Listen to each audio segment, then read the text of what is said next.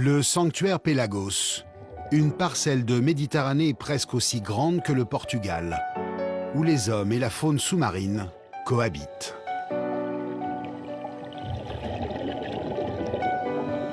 Dans cet espace protégé, on peut croiser des dauphins bleus et blancs,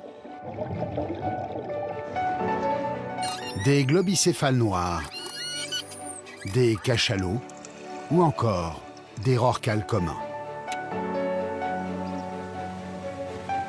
Près de l'île de Porquerolles, deux photographes naturalistes observent cet espace protégé avec un acousticien. Des micros ont écouté les cachalots pendant 7 mois et beaucoup de questions restent en suspens. Finalement, est-ce qu'ils sont bien? Est-ce qu'ils font tout ce qu'il faut ici? Est-ce qu'il y a toutes les conditions pour rester à l'année? Ça, on ne sait pas. Il y a certainement des points favoris de reproduction qui ne sont pas ici. Une population de cachalots aurait élu domicile dans ce sanctuaire. Il serait près de 500.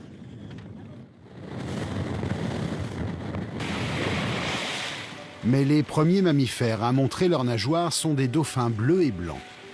Un animal rapide et agile de 120 kg qui peut vivre jusqu'à 40 ans. Pélagos abriterait 20 000 à 40 000 dauphins dans ses eaux. Les mammifères marins sont plutôt timides. Pour les localiser, nous nous tournons vers l'acousticien de l'équipe. Des micros sont immergés autour du bateau. Et là... Oh! Cachalot! Yes! Le monde du silence, en réalité, regorge de bruit. L'animal ferait 40 tonnes et serait en train de chasser. Ah, là, il a trouvé une proie. Là, il a trouvé une proie et donc ça va finir par un buzz. Ces cliquetis métalliques portent à plus de 10 km. C'est le moyen de communication et d'orientation des cachalots. Il est propre à chaque animal. On est tout excité là en surface parce que c'est un animal qu'on n'a pas encore vu, mais on sait qu'il est dans le canyon. On avait fait ce pari ce matin et on sait qu'il est là, on l'a entendu. Les observations de cachalots sont très rares. Leur apparition furtive. Nous croisons des dauphins, le corps couvert de cicatrices, traces de joutes amoureuses musclées. Mais aujourd'hui, toujours pas de cachalots. Les naturalistes en ont filmé un il y a quelques mois. Dans son organisme, 4 tonnes d'huile qu'il chauffe avec son sang. Ainsi, il fait varier la densité de son corps pour mieux plonger ou remonter à la surface. Des images visionnées sur le bateau qui nous donnent des indices sur leur mode de vie. Ces cachalots portent les stigmates de combats titanesques qui se déroulent dans les abysses. On voit ces marques, ces cicatrices énormes. On peut voir également les ventouses, des gros calamars qui laissent sur les têtes des Moby Dick. Voilà, il se passe des choses, voilà, on fantasme encore sur ces animaux dont on ne connaît pas en fait la biologie, quoi. On connaît très peu de choses sur ces animaux. Un troisième géant fait escale dans ce sanctuaire, le rorqual commun.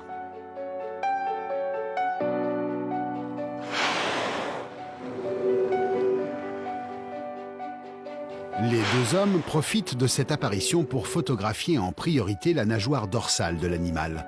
C'est en quelque sorte l'empreinte digitale des baleines. Les révélateurs pour bien reconnaître l'animal. Par contre, cette forme assez arrondie. Ces images rentrent dans un catalogue qu'on partage avec d'autres associations et photographes et qui va permettre en fait de les reconnaître toutes individuellement. Et donc cette baleine-là, on va pouvoir savoir si elle a déjà été photographiée l'année dernière et à quel endroit. Donc on prend une photo et un point GPS. Ce mammifère peut parcourir jusqu'à 300 km par jour. Pour ne pas le stresser, le bateau le suit à petite vitesse.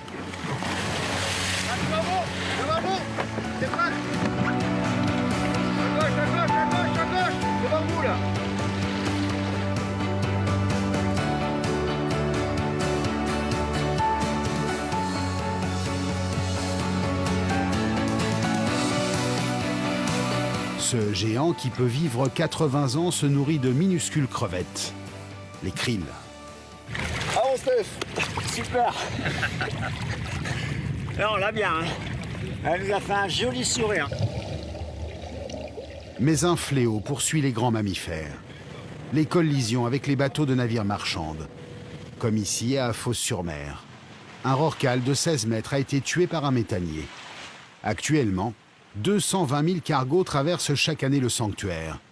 Officiellement, il tuerait de 20 à 40 baleines par an, mais le chiffre pourrait être bien supérieur.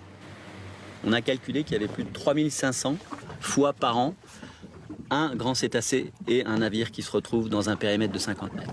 Donc ça veut dire qu'on n'est pas dans la situation où les animaux ne savent pas esquiver, mais on est dans la situation où les animaux passent leur temps à esquiver et des fois ils se loupent, et en particulier les plus jeunes. Le sanctuaire Pélagos fait aujourd'hui face à une nouvelle menace, invisible. La pollution chimique et les microparticules de plastique qui envahissent la Méditerranée.